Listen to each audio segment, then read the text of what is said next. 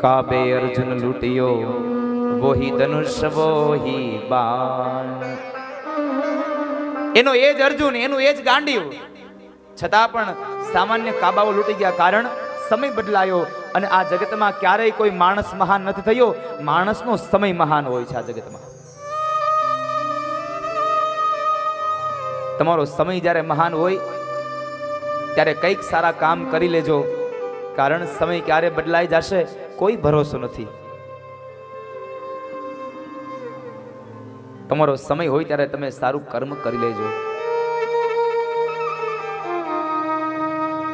સમયને લઈને તમારા હાથની અંદર કોઈ અધિકાર આવે, કોઈ પદવી આવે, તમારી પાસે કોઈ સત્તા આવે, તો એ સત્તાની અંદર તમે ક્યારેય અભિમાની ન બનશો, પણ એ સત્તામાં તમે સૌ કોઈનું ધ્યાન રાખજો. કૃપા કરીને કોઈને ધ્યાનમાં ન રાખતા.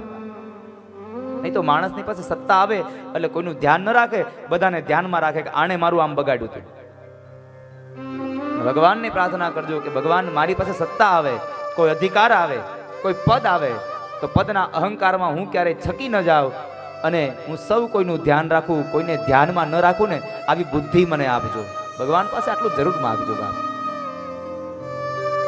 માણસ પૈસાના અહંકારમાં કેટલાયને ધ્યાનમાં રાખે છે.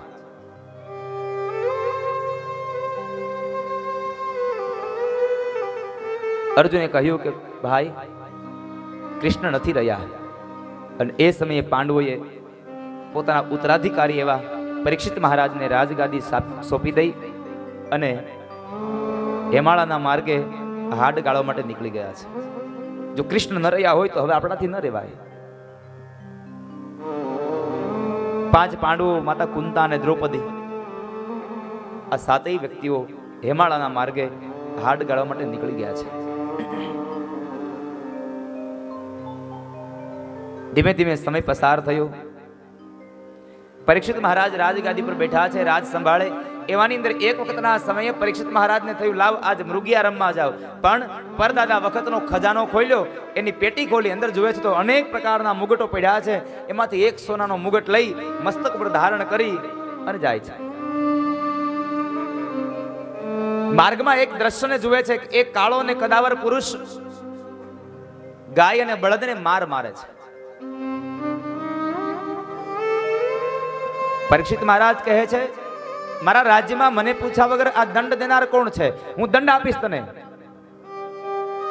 ત્યારે પેલો કાળો પુરુષ પરીક્ષિતના ચરણમાં આવીને કહે છે મહારાજ મને માફ કરો, હું આપના શરણે આવ્યો છું. ક્ષત્રિયનો ધર્મ છે શરણાગતિ આવે ને એને શરણાગતિ આપવી. મને શરણાગતિ આપો. તો કોણ છે? મહારાજ સતયુગ, ત્રેતાયુગ અને દ્વાપર યુગ પરિપૂર્ણ થયા, હવે મારો સમય આવ્યો. મારું નામ કલી છે, હું કળિયુગ છું. મને રહેવા માટે સ્થાન આપો. હવે મારો વારો આવ્યો છે. ક્ષત્રિયના ધર્મ પ્રમાણે એને રહેવા માટે સ્થાન આપે. અને ભાગવતકાર કહે દ્યુતમ પાનમ સ્ત્રીય સુના યત્ર ધર્મ ચતુર્વિધ. જે જગ્યાએ દ્યુત એટલે કે જુગાર રમાતો હોય ત્યાં તારો વાસ થાય. જે જગ્યાએ મદિરા પાન થાય છે ત્યાં તારો વાસ થાય. જુગાર રમાય, મદિરા પાન થાય, સ્ત્રીઓનો સંગ થાય, સ્ત્રીઓના શરીર વહેંચાય, ત્યાં તારો વાસ થાય. અને ચોથી વાત, જ્યાં કતલખાના છે ત્યાં તારો વાસ થાય. કળિયુગને 4 જગ્યાએ સ્થાન આપ્યું. કળિયુગ ફરી વાર રાજા પાસે આવી અને પ્રાર્થના કરીને કહે છે પુનશ્ચયાચમાનાય જાત રૂપમદાત પ્રભુ. મહારાજ ફરી વાર આપની પાસે માગણી કરવા માટે આવ્યો છું, પણ આપને એક વિનંતી કરું છું કે મારો સમય છે અને મારો પરિવાર બહુ મોટો છે, એટલે જુગારમાં, મદિરામાં, સ્ત્રીમાં અને કતલખાનામાં આ 4માં મારો પરિવાર નહીં સમાય. એક કામ કરો, એક સ્થાન હજી મને આપો, પણ કૃપા કરીને હવે સ્થાન સારું આપજો. પરીક્ષિત કહે છે કે જ્યાં અનિત્યથી મેળવેલું જે ધન છે, એનું જે સુવર્ણ કહેતા સોનું છે, એ સોનામાં તારો વાસ થાય. આ શબ્દો સાંભળ્યા અને એ જ સમયે કલિયાથી ઊભો થયો અને સીધો પરીક્ષિતના મસ્તકમાં બેઠો. કારણ પરીક્ષિતના માથામાં જે મુગટ છે એ અનિતિનો છે. ભીમસેને જરાસંઘને મારી અને મુગટ લીધો હતો, અને આ મુગટ જરાસંઘ નો હતો. જરાસંઘે જેટલી સંપદા ભેગી કરી હતી બધી અનિતિની હતી. એટલે કળયુગ એમાં બેસી ગયો. ભગવાનને પ્રાર્થના કરજો કે ભગવાન અમારા ઘરની અંદર નીતિનું જેટલું આવે ને એટલામાં અમે ખુશ રહેશું, પણ અનિતિનું અમારા ઘરમાં કોઈ ન આવવા દેતા. કારણ અનિતિનું ઘરમાં આવશે ને તો નીતિનું પણ ઢસડીને લઈ જશે. માટે ભગવાનને પ્રાર્થના કરજો કે અમારા ઘરમાં અનિતિનું અનાજ ના આવે, કળયુગ ના આવે. માથા ઉપર કલી સવાર થયો અને મતિ ભ્રષ્ટ થઈ. મતિ ભ્રષ્ટ થઈ એટલે એ સમય બરાબર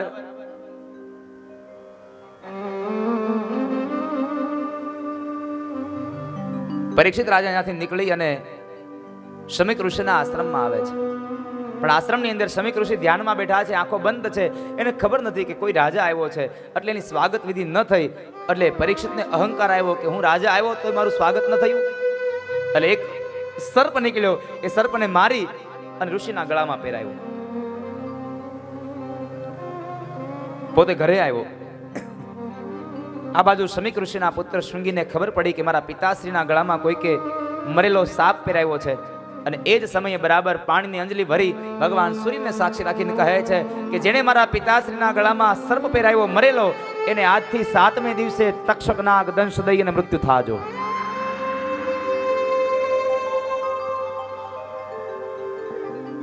રાજાએ ઘરે આવીને જ્યાં મુગટ નીચે ઉતાર્યો,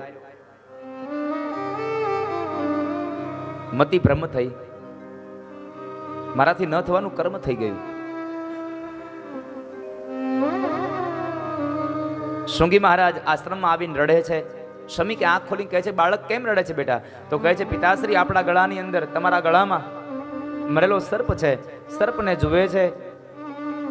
આ તો આપણા આશ્રમનો સર્પ છે, ક્યારેય કોઈને ડંખો નથી. આને કોણે માર્યો? શૃંગી કહે છે, પિતાશ્રી જેણે માર્યો એને મેં એને શ્રાપ આપ્યો છે કે આજથી 7મે દિવસે તક્ષક નાગ દંશ દઈને મૃત્યુ થાજો. આ બાજુ પરીક્ષિતે માથામાંથી મુગટ ઉતાર્યો અને મુગટ ઉતારવાને લઈ અને મતિ ભ્રમ થઈ કે મારાથી ન થવાનું કર્મ થયું. વળી પાછો આવે છે. શમીક ઋષિ પાસે આવીને ક્ષમા માગી. પોતાના શ્રાપની વાત મળી એટલે કહે છે કે મેં અપમાન કર્યું છે, મેં ખરાબ કર્મ કર્યું છે, એટલે મને એનું ફળ મળવું જ જોઈએ. શ્રાપને ભોગવવા માટે તૈયાર છે. કહેવાય છે કે પરીક્ષિત રાજાએ પોતાના દીકરા જન્મેન્જય આદિ રાજાઓને રાજગાદી સોંપી દઈ ગંગાના દક્ષિણ કિનારે જઈ અનશન વ્રત લઈ અને બેઠા છે. કારણ શમીક ઋષિએ કીધું કે રાજા, શ્રાપ મિથ્યા નહીં થાય, પણ હવે ભગવાનને ભજવા હોય તો તમે ભાગવતને સાંભળો, તમારો ઉદ્ધાર થશે. ભાગવતને સાંભળવા માટે ગંગાના દક્ષિણ કિનારે આવે છે અને દક્ષિણ કિનારે આવી અનશન વ્રત લઈને બેઠા છે. કોઈ માણસે ભાગવત સંભળાવ થતું નથી. એ સમયે સુખદેવજી મહારાજને દેવર્ષિ નારદ લઈ આવ્યા છે. નારદ કહે છે, બાપજી પધારો ને. ગંગાના કિનારે રાજા પરીક્ષિત બેઠો છે અનશન વ્રત લઈને. એને 7મે દિવસે તક્ષક નાગ ડંખ દેવાનો છે. આપને ભાગવત સંભળાવો. સુખદેવ કહે છે, નારદ હું નહીં આવું. નારદ કહે છે, બાપજી તમે નહીં આવો તો એને ભાગવત કોણ સંભળાવશે? શ્રાપમાંથી કોણ એને મુક્તિ અપાવશે? સુખદેવજી કહે છે કે નારદ, મેં ક્યાં કીધું તું કોઈનું અપમાન કરે? મેં જરાય નતું કીધું કોઈનું અપમાન કરવાની વાત. અરે બાપજી, આપ તો દિવ્ય દ્રષ્ટા છો. જો તમે ઉદ્ધાર નહીં કરો તો આ જગતમાં કોણ ઉદ્ધાર કરશે? દેવર્ષિ નારદની પ્રાર્થનાને લઈ અને સુખદેવ આવ્યા છે. સુખદેવજી મહારાજ આવી ગંગાના કિનારે આવ્યા એટલે રાજા પરીક્ષિતે એના ચરણાર વિંદને પખાડ્યા છે. સુખદેવજી મહારાજે પોતાનો વરદ હાથ પરીક્ષિત મહારાજના મસ્તક પર પધરાવી અને એને આશીર્વાદ આપ્યા છે. આશીર્વાદ આપી અને એ જગ્યાએ ભાગવતનો આરંભ કરે છે. ભવસાગર તરવાને માટે ભાગવતનું ભાથું સમજાવે. સદગુરુ મળ્યા છે. પ્રથમ સ્કંદની અંદર દેવર્ષિ નારદ સુખદેવજી મહારાજને લાવે ત્યાં સુધીની કથાઓ બતાવી અને પ્રથમ સ્કંદની પૂર્ણાહુતિ કરી અને બીજા સ્કંદમાં કહે છે કે જ્યારે સુખદેવજી મહારાજ ગંગાના કિનારે આવ્યા અને એ ગંગાના કિનારે ભાગવતનો આરંભ થાય છે. આ ભાગવત ક્યારે આવી, ક્યારે વંચાણી? તો ભાગવતના મહાત્મ્યની અંદર લખ્યું છે, પદ્મપુરાણ કહે છે કે સુખદેવજી મહારાજે રાજા પરીક્ષિતને ભાગવત, જ્યારે ભગવાન કૃષ્ણ સ્વધામ ગમન થયા ત્યાર પછીના 25 વર્ષનો સમય વ્યતીત થઈ ગયો અને એ સમયે ભાદરવા સુદ નોમથી લઈ અને ભાદરવા સુદ પૂનમ સુખદેવજી મહારાજે રાજા પરીક્ષિતને ગંગાના દક્ષિણ કિનારે ભાગવતની કથા સંભળાવી છે. એવો આ ગ્રંથ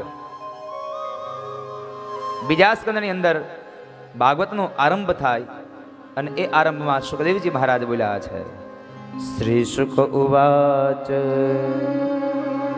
વર્યાને સતય પ્રશ્ન કૃતો લોકહિતં નૃપ આત્મવિદ સંમતઃ પુસાં શ્રોતવ્યાદિષુ યઃ પરઃ. વર્યાનેશ તય પ્રશ્ન.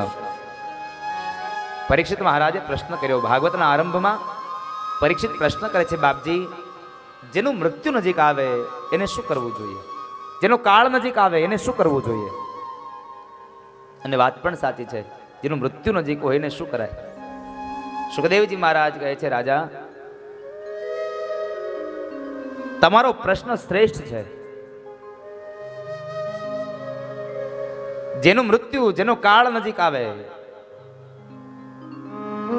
એ માણસે શું કરવું જોઈએ? માણસે કંઈક કરવું જોઈએ. જ્યારે અંત સમય આવે અને એ સમયે પોતાના દીકરા દીકરીઓ, મારી આ મિલકત, આ મારી મૂડી, આ બધામાં જ્યારે એ માણસ આસક્ત થાય, આસક્ત બનીને જીવ જ્યારે પોતાનું આયુષ્યને વ્યર્થ જતું કરે, છતાં પણ જ્યારે ઈશ્વર આંખ આડા કાન કરી અને અંત સમયે જો તમે પરમાત્માને યાદ કરી લ્યો તો તમને એ લેવા માટે આવી જાય છે. સાહેબ, માણસ બધામાં, માણસની અંદર જ્ઞાન પડ્યું છે, પણ માણસ જ્ઞાનને જગાડતો નથી. અને પેલા દિવસે વાત કરી હતી કે જ્ઞાન અને વૈરાગ્ય જ્યાં સુધી જાગેલા હશે ત્યાં સુધી ભક્તિ નહીં થાય, અને ભક્તિ નહીં થાય તો પરમાત્મા ક્યારેય નહીં મળે. ભક્તિ તમારે કરવી છે તો જ્ઞાન અને વૈરાગ્યને જગાડવા પડશે.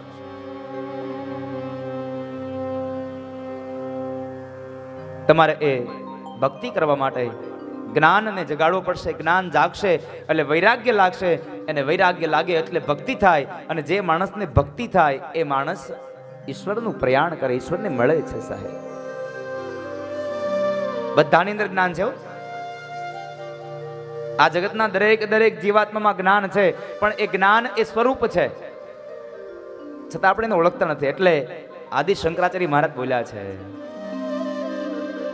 અહમ નિર્વિકલ્પો નિરાકાર રૂપો વિભુર્વ્યાપ્ય સર્વત્ર સર્વેન્દ્રિયાણામ